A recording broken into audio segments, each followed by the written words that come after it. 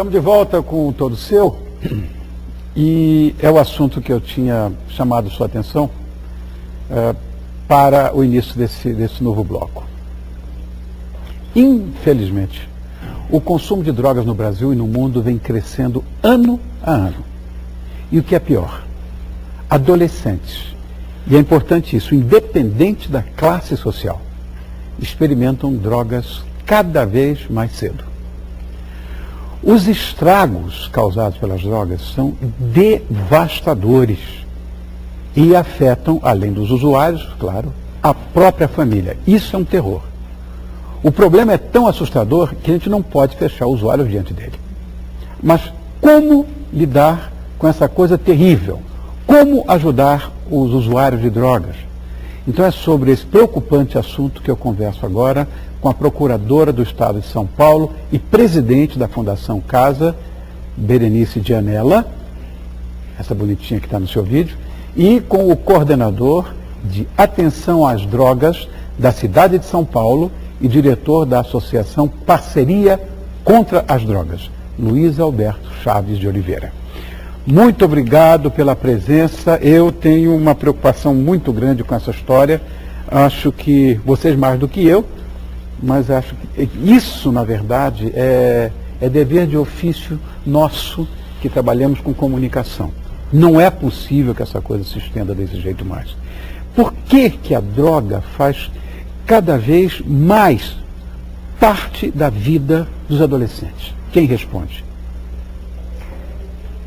Olha, primeiro eu acho que, como você bem disse, é um dever de ofício, porque realmente uma das coisas que leva à droga é a comunicação, é a publicidade, é a propaganda, não só das drogas lícitas, mas o atrativo do que uma substância pode proporcionar em termos de uma descoberta, de um novo prazer, de uma nova experiência. O Isamitiba uma vez esteve aqui no programa, conversando comigo, e ele disse exatamente isso. O que leva à droga é o prazer, isso que eu estou ouvindo agora. A curiosidade. A curiosidade. Vai fazer parte das tribos, enfim, essas histórias. Agora, quando é que alguém é considerado um traficante de drogas e quando é que ele é considerado um usuário? Deve ter uma medida para isso? Quem responde agora? A lei não define exatamente o que é usuário traficante. O juiz é que, na situação concreta, sim, em que a pessoa é apreendida, se for menor, ou é presa, se for maior, que vai definir. Então, depende da situação que ele está, da porção de drogas com quem ele é encontrado, se eventualmente ele está comercializando a droga, se ele está passando a droga para outra pessoa. Então, depende da quantidade que é apreendida e da situação que cerca a apreensão da droga. É isso que vai definir se ele é usuário ou traficante, nos termos da lei. Existe uma coisa mensurável em relação ao consumo de drogas hoje em São Paulo? Existe. Nós temos muita pesquisa, muita estatística, e esse é um dado interessante porque quando eu comecei a trabalhar essa questão, eu sou médico, trabalho com isso há muitos anos, mas originalmente eu sou um pediatra. Então, uma especialidade, porque eu tenho tanta simpatia. Eu tenho 3 filhos e os pediatras, meus filhos, eram na verdade, meus psicólogos. O grande papel do pediatra é colaborar com a família. Exatamente. Na construção dos seres, né? Seguramente, grande especialização essa sua.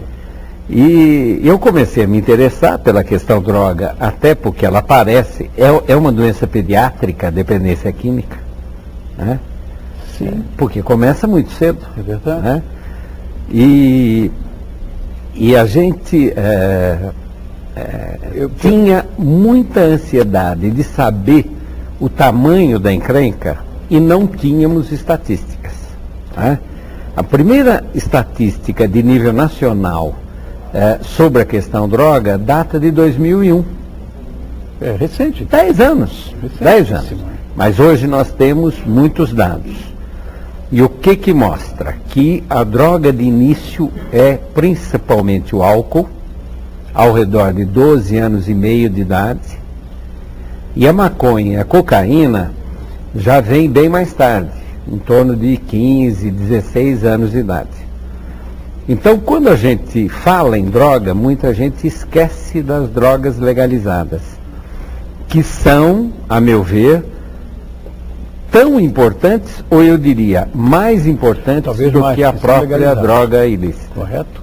Eu também concordo com isso. Agora, os jovens hoje eles têm mais acesso, né? Nós estamos falando agora de 2001, mas a partir mesmo de antes de 2001, os jovens têm muito mais acesso do que em outras décadas. Por que isso? Porque a produção é maior, porque, sei lá, a publicidade, não sei que existe alguma coisa subterrânea para induzir alguém a consumir droga?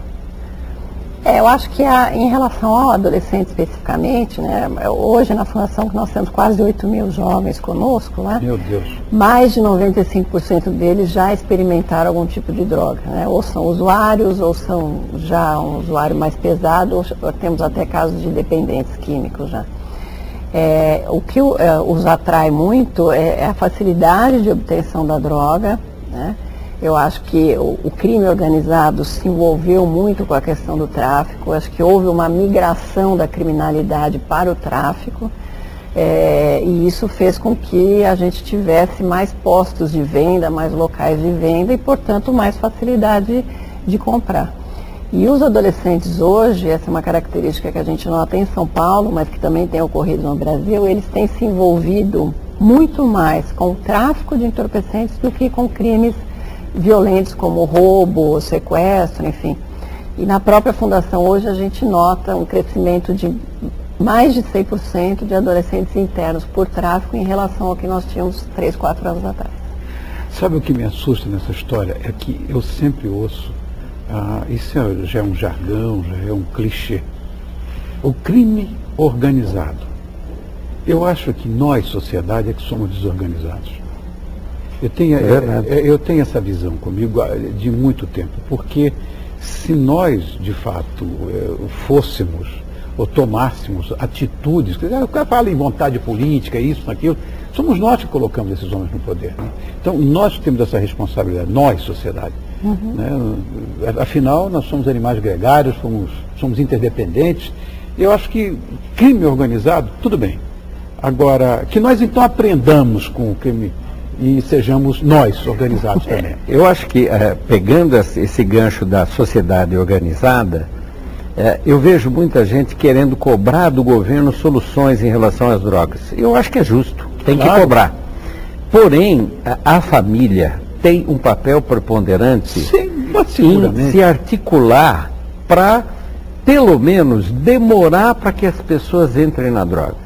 Se um jovem começa a usar álcool antes dos 15 anos, além de todo o impacto hormonal, social, psicológico, o risco dele desenvolver dependência é 4 vezes maior do que se ele começasse depois dos 18.